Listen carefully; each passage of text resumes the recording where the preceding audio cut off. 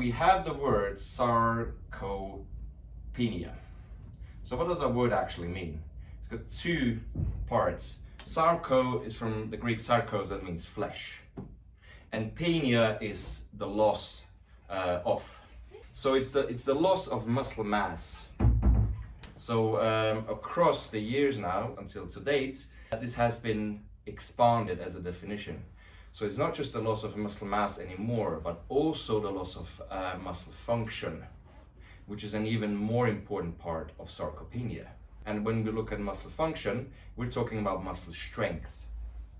So the word itself means the loss of muscle mass, but the definition doesn't really fit it. There is another term, which is the loss of strength, that is called dynapenia. So if we're talking about the whole process of the age-related loss of muscle mass and strength, it should actually be called sarcodynapenia, because it touches on both things, the actual physiological part of muscle mass getting less, and with it the strength also dropping at the same time. The term sarcopenia, or what it is, isn't clearly defined. There's a lot of different definitions of how it's being measured. So we're having, for example, the European Working Group for Sarcopenia, then we have the Asian Working Group of Sarcopenia, and the International Working Group of Sarcopenia. And all three of those have a slightly different definition. So here we already got a little problem, because how do we really reliably measure it? But there's three parts that they normally measure if someone's sarcopenic. So one, they actually measure your muscle mass. And there's one part where they measure your hand grip strength. It's a good proxy that has been used with millions of people to assess things like this. And then the other part is, the third part is more what we call a performance part. So it would be, for example, if you can walk a 5-meter distance in less than 5 seconds, that's good. If it takes you 5 seconds or more, that's an indication you're sarcopenic. I think you gotta look at the bigger picture of what it is. That first of all, it's really hard to measure and define, but that's not a big problem, because muscle mass declines anyway across our lifespan, and so does strength. So if we just look at those two terms, how can we manage those in the best way possible across the lifespan, whether it's defined one or another way?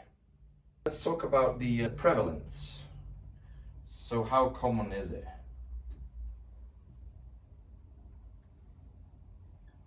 It's in about 10% of people between the age of 60 and 70,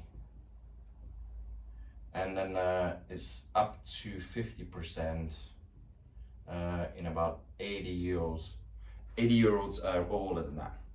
So there's a big decline in muscle mass and strength from the age of around 60 to 80, as we can see here. Yeah, so it's way more prevalent in this age group. Now, in acutely hospitalized people, the prevalence is about 76%, which is very, very high. This leads us across our lifespan to a process where, say, a young male has around 35 to 40 kg of muscle mass, and say an older, frail woman at the age of 80 might only have 13 kilos of muscle mass or less than that, which is a significant difference. Now, the most important thing to understand is, from the age of 50, there's about a 1% decline in muscle mass per year. That is muscle mass. However, the strength declines 3 times the rate.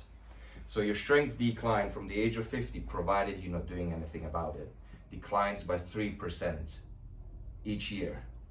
It just shows that we cannot just look at sarcopenia in terms of the loss of physical muscle mass, but we also need to look at this part here, which is the actual strength part.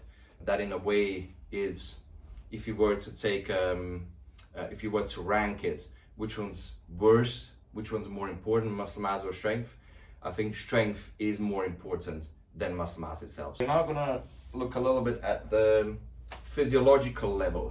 So what happens in the body when we get sarcopenic? I think we can summarize that in 2 categories. One is primary processes, which is age related, And then we've got the other one, which are like more lifestyle related. If we look at the physiology, the major thing that happens across our lifespan, we're having a shift in balance away from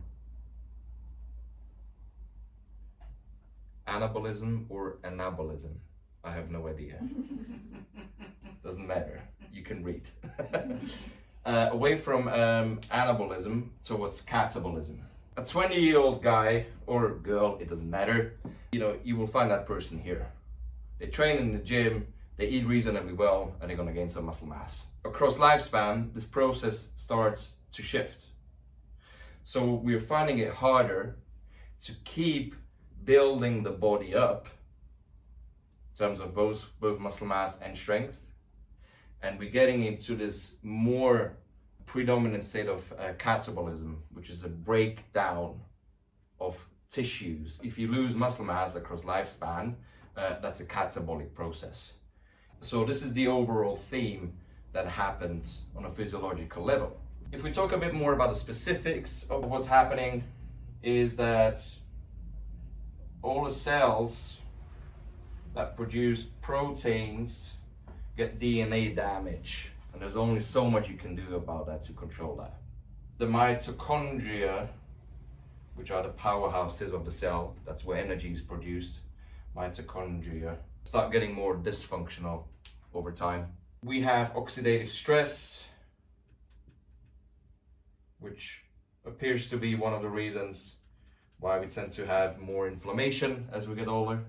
Then obviously we have a drop in all the anabolic hormones like testosterone, growth hormone, IGF-1, so on and so forth. They naturally drop across lifespan. And another problem we have is that our appetite is disrupted. So our hunger hormones are, getting out of whack. Now, if we look also at the actual muscles of what's going on there, there's some important information. That's a muscle here, and this is a nerve, which is called a motor neuron. So all of this here is what we call a motor unit. What happens across lifespan is the motor neurons that recruit the fast twitch fibers, which are the ones that produce a lot of force, they start to die off. And then what happens is an adjacent motor neuron that attaches to a slow twitch fiber rescues that muscle and takes it over. So in a way, we're having a conversion from fast twitch muscle fibers to slow twitch muscle fibers. You can't completely control a process, but you can push it out. So in fact, when you're weight training, the amount of neurons that attach to those fast twitch fibers is about 1% per year. And if you weight train, it's 0.3%. So you're slashing it to 1/3 of the entirety of how many of those neurons are dying. If you keep lifting and you keep lifting heavy in the right rep range, those fast twitch fibers are going to survive better because there is a need to keep them alive through heavy resistance training. If you don't heavy train, then the body says, well, you're not really making use of those fast twitch fibers. We don't need them, let's get rid of them. So that's what happens. That's one of the most important things that we get from progressive strength training, is to keep those fibers alive. Because I would argue that the number one most important physical thing, physical parameter for survival, is force production. If you play a sport, picking up your grandchildren, doing the gardening. Why is it important to have fast twitch rather than slow? Why can't you just manage with the slow twitch? Because they produce less force. Fast twitch produce more force, and they allow you to complete physical tasks easier and in a more submaximal way. Is it because they recruit more muscle, or they recruit muscle cells in such a way that those cells contract harder? Yes, they generate more tension. If you generate more tension, the amount of force that you produce is higher. Let's talk about risk factors. I've put those in 4 categories. Number 1 is disuse of your muscles. Number 2 is malnutrition. So here we have the movement training component, and here we have the nutrition component. The third one is comorbidities, and then the fourth one is what I put this there, it's chronic stress. Disuse is an obvious one. The body works according to the principle use it or lose it. Anything that you don't use, the body switches off, gets rid of it, because it doesn't see a need to maintain it. If you don't use your fast twitch fibers, the body will say, well, there's no point, it takes way too much energy to maintain those. I need my energy for something else. So it shuts the thing off. The thing with being sedentary, because that's what basically disuse is the following problem. So say you're sedentary, you fall ill, or you get injured, or you have to go to hospital, whatever it is.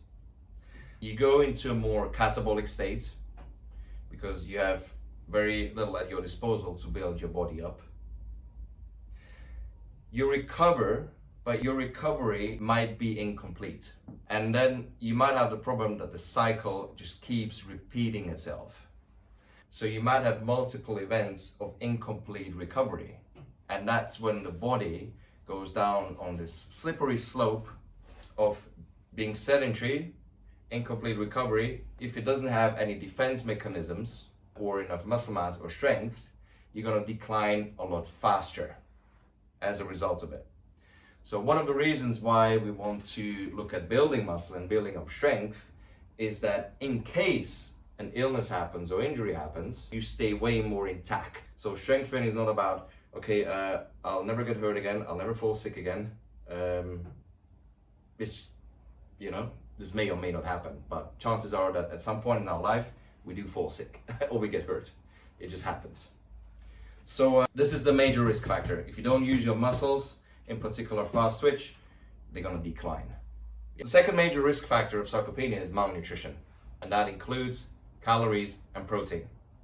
The third major risk factor is having comorbidities. So that means other chronic diseases. We're talking about obesity, for example. The thing that happens is that you might get fat infiltration of your physical muscles.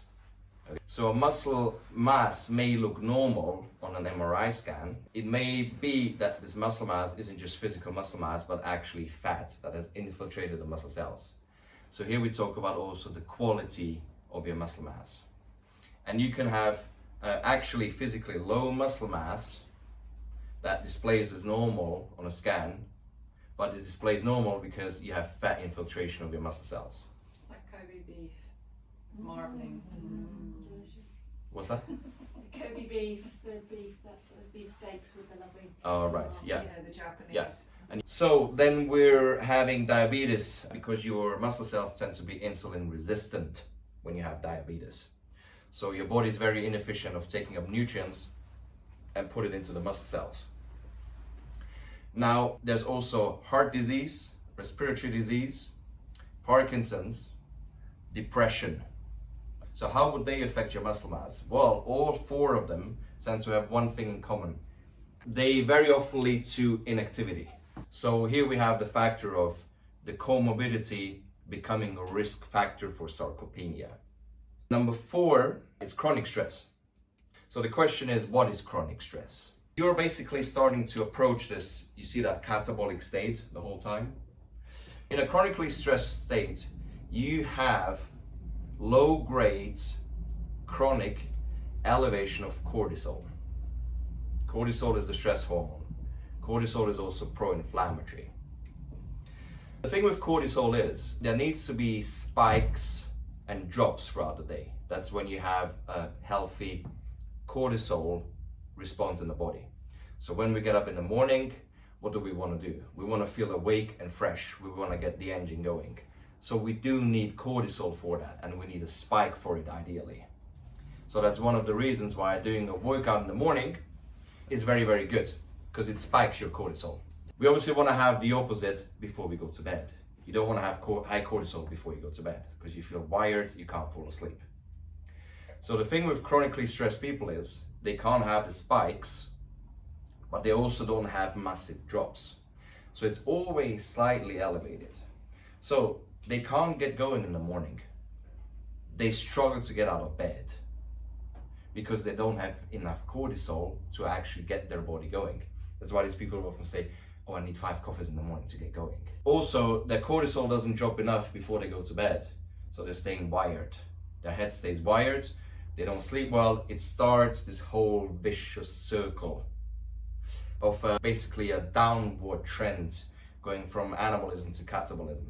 So when you're chronically stressed, you're basically like a cannibal eating itself up from the inside because you have a lot of cortisol in your body. When you have chronically elevated cortisol, there's one issue happening with this. There's a hormone called pregnenolone, and pregnenolone is a precursor to both cortisol and testosterone. Now, what is the body gonna prioritize? Flight or fight or reproduction? With testosterone, what's it gonna prioritize? Fight or flight. It's gonna prioritize flight or fight. Yeah. So if you're in a catabolic state, chronically elevated cortisol, you have trouble building muscle mass because your testosterone is gonna be taking a nosedive, and all other anabolic hormones pretty much as well. We talked up here about the comorbidity being a risk factor for sarcopenia. Now the question is, does it also work in the other direction? Does sarcopenia increase the risk of getting one of those comorbidities? So we're always looking at both directions in that. It's a bit like the chicken and egg debate, you know, what came first, sarcopenia or heart disease? Yeah, which of the two came first? Well, it probably works both ways. Moving on from risk factors, we're talking about now just the consequences of sarcopenia. If you have sarcopenia, your risk of dying from all-cause mortality goes up by around 35%.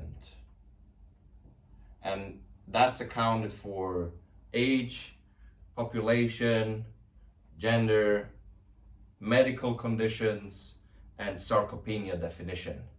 So this is pretty rock solid research. Will show that if you're sarcopenic, your risk of dying early from all causes goes up by about 35%, which is pretty big. But sarcopenia itself is not considered the reason. You wouldn't have that on your death certificate, would you? You can ask for it. Just one more question. What would you say to us? Like, this is a really good way to measure your muscle mass, like your clients. So if you want to measure the amount that you have, you need some measurement tool for it. Okay. Yeah. So DEXA scan, most reliable. Then you get these fitness scales, the one that I have in the background there. It's not very reliable, but you still see a trend over time. And then the third one is, how do you close fit? So some studies were done with like heart disease. Does it increase the risk of heart disease? Is a bit incongruent about the research. Some studies say yes, some studies say no. One of the things that we can probably say where having muscle mass and being strong can help with the prevention of heart disease is when you have muscle mass, you tend to control inflammation much better. Partly because your immune system works really well. So these are all ideas we can get from is strength training and gaining muscle mass protective for heart disease. It does seem like across all chronic conditions, inflammation is always one of them. So it helps you manage it better to a degree. If you have more muscle mass, you are better at managing your glucose, because you can look at muscle mass as like a glucose disposal site, like you're taking all your stuff, you know, on the skip to the rubbish place and you just dump it there. So that's what muscle is for glucose. You manage your glucose better. Falls and fractures, and we can also put osteoporosis in there, or any sort of bone related stuff. It was in 2013 from a statistic in the US, there were about 2.5 million hip fractures in a year, and that led to a cost of about $30 billion a year. So I think the bone stuff in particular is probably the easiest one to manage. You know what you have to do: gain some weight and lift weights. And after 6 to 9 months, or maybe a bit later than that, your osteoporosis result on a scan is probably going to disappear. Like, it's not going to show up even anymore. And if you do have a fall and you are strong and you have muscle mass, well, you're going to be way better equipped. And if that stops you from having a hip fracture, that'd be pretty good. Because in females over the age of 65 who have a fall and fracture their hip, half of them are never able to walk again after that. So if you're over the age of 65 and you're female and you have a fall where you fracture your hip, 50% of those won't be able to walk again. So we have another consequence, which is hospitalization. Your risk goes up. In a lot of cases, within the first 7 to 10 days in hospital, you can lose up to 20% of your muscle mass. Now, good luck trying to build it up again when you're 65 or 70 years old. Plus, also, if you're a female, you're gonna find it even harder to do that. So yeah, this is pretty damning as well. Then we also having research that your chances of cancer survival increase. Okay, now this is a big topic, but what's happening is if you're undergoing chemotherapy and/or radiation, it comes with a high energy bill, those kind of treatments. And the last one is institutionalization. Avoiding the care home early. If you look at it in terms of consequences, if you look at any sort of chronic condition, or the main top 10 killers of men and women, there isn't one of them, not a single one of them, where muscle mass or strength does not play an important role. It does in all of them. But if you also looking at it, the research has been out now for probably 30 years. Like in the 90s, they conducted already studies on what are the two biggest predictors, the two biggest physical predictors of dying early from all causes. And number one is strength, and number two is muscle mass. Yeah. So we can't say we didn't know that. We have known that for quite a long time. But how do we implement that? Yeah, that's the question. Because it's not, and it is linked to the fact that you can't take a pill to increase your muscle mass. Yes. You have to actually do something. It's a personal mission then, which is kind of outside the bounds of normal healthcare, isn't it? Yes. It becomes an advisory approach then. You should do this to alter your lifestyle. Last part. So we now look at the strategies of what we actually can do about it. The two biggest levers we can pull is strength training and nutrition. With strength training, the important thing is that we've talked about the fast twitch fibers. So we want to keep those alive for as long as possible, which means that the weight needs to be heavy enough and the rep range needs to be the right one in order to tap into those fibers. So sets of 25 reps means that you have to use a lighter weight, which means that you're gonna tap more into the slower twitch fibers. There's always a mixture of fibers that you recruit. If I pick up this here, there's not much fast twitch fiber activity going on because the weight's not heavy enough of that. So if you start before 60, would you be more likely to keep the high twitch fibers then? And if you started later, would you then just be able to do more with the low twitch, or how does it work then? How do you mean? So can you, if you start later and you've lost a significant proportion of your high twitch, can you build them back up again if you then start? No, they're pretty much, there was already a conversion then. So the question now is, can you convert them back again from slow twitch to fast twitch? There's only a few studies that were conducted on that, and it seems that it's not really possible. Really? To do that, yes. You just wouldn't be able to get as strong as if you'd have started when you had That's right. the high twitch. So, a certain amount will always be gone at some point. If you start early with this, it's better, it's more beneficial. The more you build up, the more you can hold on to, and the more you can afford to lose. So we're talking about heavy resistance training. Yeah, that's not hormone replacement therapy, that's heavy resistance training. That's Yeah. the first thing I was mentioned. You can do both if you want, it's okay. We need to focus predominantly on those body parts that allow us to move, which is our legs, hips, and the spine. That's why squatting and deadlifting are probably the two most important lifts. Also considering the hip fracture prevention in those areas is important. There might be the case of, well, you know, I just want to lift a bit, I just want to function a bit better. Yeah. Like, okay, that's fair enough. But you will function better if your deadlift is 85 kilos instead of 55 kilos. In everything that you do, you're gonna function better. If your deadlift's 85 kilos and not 55, chances are that you're gonna find it easier to build muscle mass because you're stronger. So the importance of getting stronger over time is that everything that you're gonna do from then on, you're banking in more, like say you put it in your bank account. So the more you have in there, the more you can afford to lose. If you need to lift heavy to recruit fast twitch fibers and you're training over many months for many years, and let's say 80 is now a weight that is relatively easy to lift, deadlift, are you still recruiting fast twitch fibers, or are you do you have to continue? I suppose the question is, do you have to continually lift at the edge of your ability in order to recruit those muscle fibers? No, you're always going to recruit some of it. Okay. Yeah. Even if it feels easier. Even if it feels easier. So, say for example, you take your deadlift to 120, and your back of set of 5 is going to be 90 kilos, and say that's going to feel light.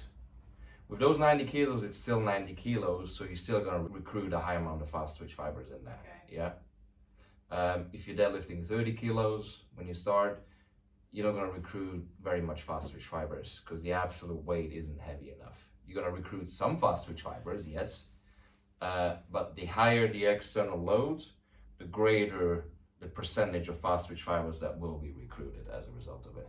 It's never a black or white thing. There's always a mixture of fibers being recruited, but the stronger you are, the more of those you are going to recruit. Number 2, nutrition. We talked before about malnutrition being a very strong risk factor for sarcopenia. A, not eating enough, and 2, not eating enough protein. Okay, so if we just dive into protein, look, it's no different to what I've already talked about basically in the nutrition workshop that I had, because one way or another, the protein is going to serve the main function of A, either retaining muscle mass, or 2, building it. What has come up in the research though, always conclusively, is that the normal ordinary recommendation, the RDA, the recommended daily allowance of protein, of 0.8 grams per kilogram body weight per day is way too low. So we're looking more at 1.5 to 2 grams per kg body weight per day. So say you weigh 70 kilos, so that's anywhere between 105 and 140 grams of protein per day. Sorry? That's so much. It sounds a lot, but it's not that much if you think of it. It's doable. If you say you go to the lower threshold, breakfast, lunch, dinner, if you do 30 grams in each of those meals, well, you're already at 90. Right, if you want to Yes. control your weight or eat less, but it's not a great thing if you're trying to eat more protein. Well, if you space the meals out Yeah. over a longer period, that helps. The other thing is just train harder. Just train harder, please, yeah? Come on, just train harder, you'll be hungrier. So we're clearly seeing here that we're trying to fulfill a physiological goal, which is to either maintain or build muscle mass, and it takes a different intake of protein in order to warrant that. Now, the challenge that we also have across our lifespan at a later stage is anabolic resistance. This basically means that any anabolic stimuli that you put into the body, especially in terms of food, the body gives you a blunted response to that stimulus. So for example, say you take two groups, 60-year-olds, 20-year-olds, and they've done this in some studies. They've given both of those groups, amino acid supplements, and they were structured in two different ways, those supplements. One supplement had a 40% leucine content, which is the amino acid that builds muscle predominantly, and the other supplement was at a 25% leucine content. So let's say high leucine content and low leucine content. So in the young group, on both those kind of drinks, supplements, their protein synthesis was enhanced. But in the older group, they only responded to the 40% leucine content and not to the low. So you need more in order to actually create that anabolic stimulus in the body. That's why, as a rule of thumb, for anyone, it doesn't matter what age range you pick, over the age of 40, 50, they always say double up on your protein. You can partially restore anabolic resistance. You can't reverse it. You become a bit more sensitive now to an anabolic stimulus, but it only goes so far. And one strategy is in particular protein, and the other one is also lifting weights. Right. So with nutrition, we have two categories where we can kind of confidently say, yes, that's going to work, that's going to contribute to preventing / pushing out sarcopenia. So one is eating enough, like 800 calories a day, because you're going to lose quite a bit of body weight with that. So one is calories and two is protein. Of those two, we actually know this is going to work. And then with other bits in nutrition, we go like, yeah, that might possibly work. So if you feel like it, go ahead, knock yourself out. But it's not going to be as strong, we know that, in terms of the effect. So this other bit where we talk about, yeah, that might possibly work, is consuming leucine. That's an amino acid. It's like that light switch over there.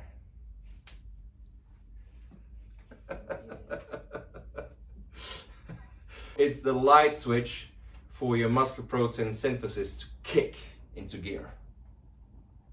And leucine is the main amino acid in that.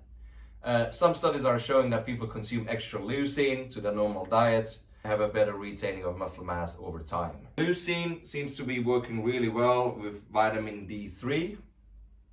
There's also some research on D3 and muscle performance. Again, it's a little bit inconclusive.